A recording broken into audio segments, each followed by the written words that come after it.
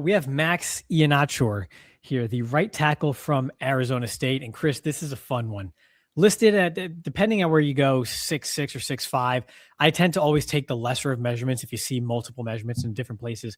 6'5", 325 pounds is what I'm going to go with here for Max Iheanachor, the right tackle from Arizona State.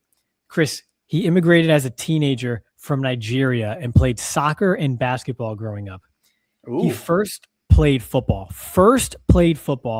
at East LA Community College in 2021 and 2022. So he didn't even play high school football at all. Wait. 2022 is the first. So he's only played football for 3 years. 1, 2, 3, 5 years. He started in 2021. Okay. So he's played football for 5 years in his entire life. 2026 just started is why I'm like, yeah, that's 4 years. Okay, go ahead. Yeah. That's the first time ever. Not like, oh, I played a year in Pop Warner and then just like stopped and played soccer. Like, no, it's just his first time playing football in East LA Community College for 2 years. And then Arizona State 23 to 2025. So just remember that. You're going to see that here. But with that in mind, we're going to go ahead and run the tape here. So he's number 58, the right tackle for Arizona State. So with that said, let's just get right into it. Again, right tackle number 58, Max Iheanachor here on the edge of your screen. And similar to Blake Miller, what you're going to notice, I just said he's got a really late start to football. But we're going to go ahead and we're going to recognize and pick up a twist here. I see my rusher go inside. He doesn't really attack me fully to the outside. I'm going to crash hard inside, pick up the twist here, and allow the interior to pick up the outside edge rusher here. So for someone relatively new to football, it's quite savvy enough to notice or read the edge rusher's eyes here. If you notice the edge rusher's eyes here, could just be reading the ball, or he could be telegraphing an inside rush. Not sure either way, but he kind of has a good feel. So he gets out in his stance quickly here. And then as soon as he just kind of mirrors the edge rusher to the inside, he recognizes what's happening here and is going to pick this up and pass off to his help to the inside. So young player, I want to see you get the big picture. You're probably not going to have all the technical nuances down just yet, I would imagine. We'll see. But if you get the big picture stuff, that's a really good start, Chris.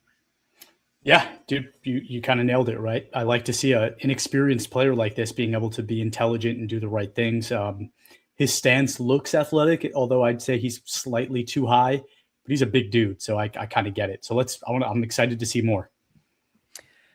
Now, if you notice, we're watching Texas Tech here. So we're going up against David Bailey and Romello Height. So 2 day 1 or perhaps day 2 rushers here for Height. We'll see, but these are 2 legit rushers. And as you study this tackle class, pretty much everybody just got whooped by these guys. So just keep that in mind as it relates to the competition that we're seeing here. But again, when it comes to some of that nuance that some tackles have, as we run it here, this is Height. And you're going to see he lets the edge rusher, the defender, into his body here, gets jolted backwards. You notice he doesn't have sort of the hop technique there to absorb contact that we saw from Miller and even from Proctor at times, and kind of gets pushed back a bit. They're getting the ball out quick because they're going up against Texas Tech's defensive front, which is ridiculous this past year. Kind of a little off balance here in his kick step here, right? But again, you don't see any nuance here. Like I don't see any wrist or elbow control or kind of repositioning of the hands to try to get back inside or control perhaps that inside arm and then kind of ride him out. You're missing that nuance. And if you want an example of some of that nuance, just look at the left tackle here on the right side of your screen, number 53, if you can.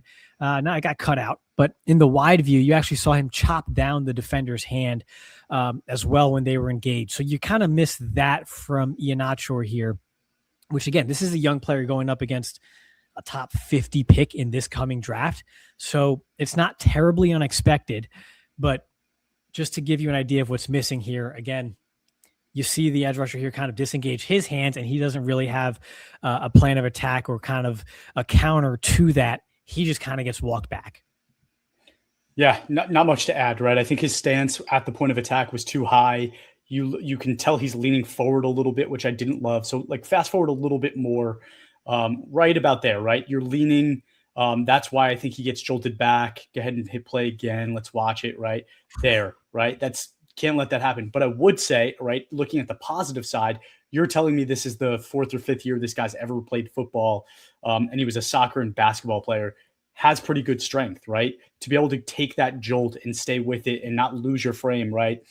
You're still standing up, you're still square, you still have a little bit of strength and you're protecting yourself. Maybe he did that little bounce back on purpose. I like that he stayed somewhat in control of this play instead of completely losing his cool against a top 5 pick. Yeah.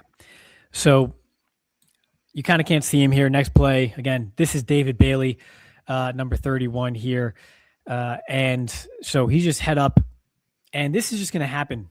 This is just going to happen. I'm not sure I'm mad at him as opposed to the call, but you can't reach here.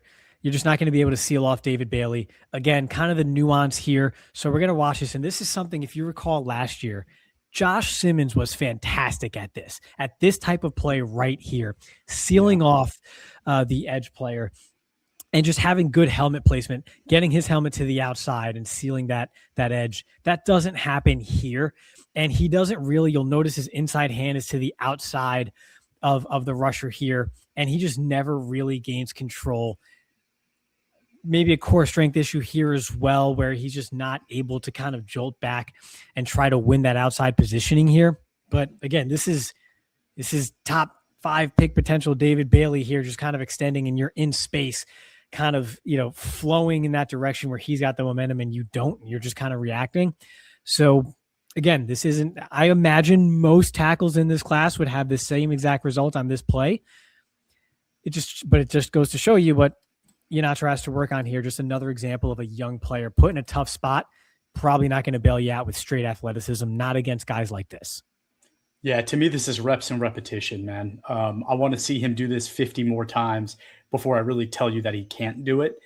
I think this is an immature player, and this is an immature play, and that's what we're witnessing. So not a huge concern for me if your plan is to develop this guy over the course of a couple of years instead of making him a day one starter for you.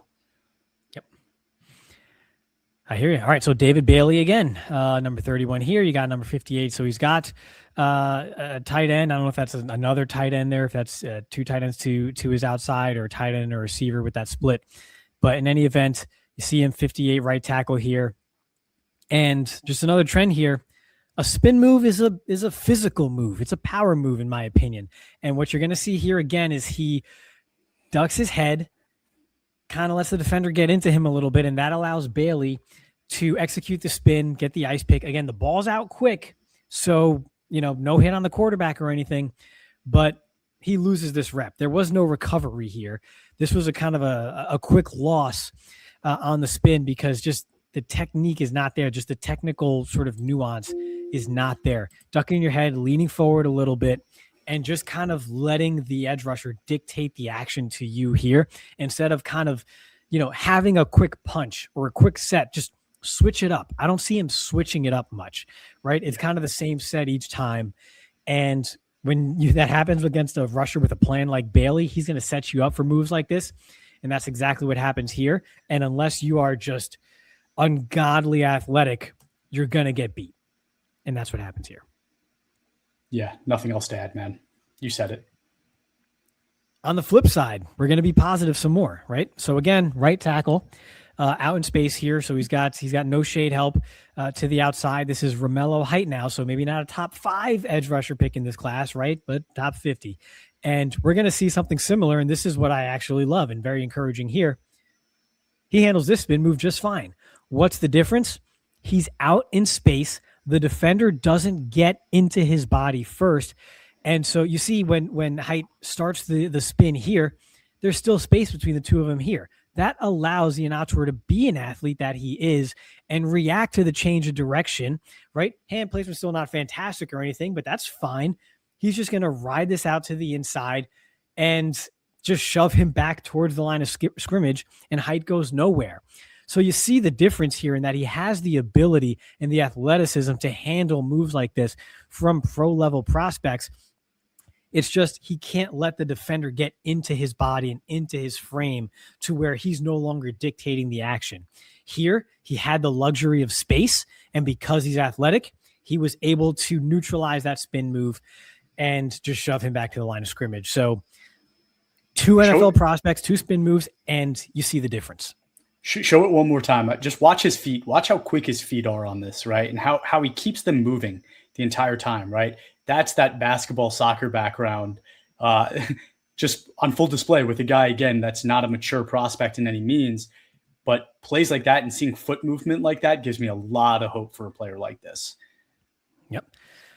And right, so Red, now we're going to what are your overall thoughts? You got to give it to us. Tell me where you think he's going to be drafted. Oh, I got a couple more left. Same guy? Same guy? No, same guy. I had to switch. All right, let's go. I had to switch games. And by the way, I cheated a little bit because you said 5 plays, but I count those 2 spins as like 1. Yeah, I thought there was a cheat happening. Yeah, and I might still be 6. But in any event, I just wanted to show what happens when he goes up against not David Bailey and Romello Height, 2 top 50, one top 5, top 10, and then maybe top 50, if not better, edge rusher in this class. So again, you're going to have right tackle here, number 58. And I believe this is a 3rd and 7. Still lets the defender into him. But I mean, do you just notice the difference here? He's not getting jolted back. He's perfectly fine. He's strong enough here, gets his hands on him, and can just kind of ride out the pressure. So the competition is real when you're going up against those Texas Tech rushers here. You still see the same issues. This is still the same player with the same areas of weakness to work on, but the athleticism shows. This is still a P4 rusher here, and he clearly has the athletic and physical advantage here in this takeaway here. So in this skirmish, if you will. So just want to highlight the difference here in Iheanacho's game. And then I like the movement overall in the run game. We're just going to pull to the inside and just kind of have a nice lead block here and knock the defender back, get to the second level, and provide some space for your running back here. I like the movement here. I mean, you see it right here. If this linebacker flows downhill, he's kind of got better positioning, which on Iheanachor because he's just beginning his pull, but he's athletic enough to get around. And just in the time it takes for that backer to square up, that's all Iheanachor needs to then square up on the defender here and get back into position and then knock him back for space for his running back here. So I like the movement. I like the strength. You see the size and athleticism on display here. And boy, it sure looks a lot better when it's not against Texas Tech. 100%, man. Yeah, that athleticism looks great. I think that's the best pull play we've seen on this series so far. So definitely a lot to like here. Yep. Yeah, so good on Iheanachor. So where would I draft him? I'd draft him in the 2nd. I'd have a 2 on him. I'd chase the ceiling. I'm perfectly fine chasing the ceiling here. A young player with this kind of tape, I'm all about it. That's incredibly exciting to me, because the possibilities are endless there. I don't think he has necessarily bad habits. I just don't think he has enough good habits as a player yet. So you can mold this clay. And again, I think we saw early on, he has sort of the big picture smarts. He can see and react and kind of know what the defense is trying to do when it comes to twist games and stunts and things of that nature.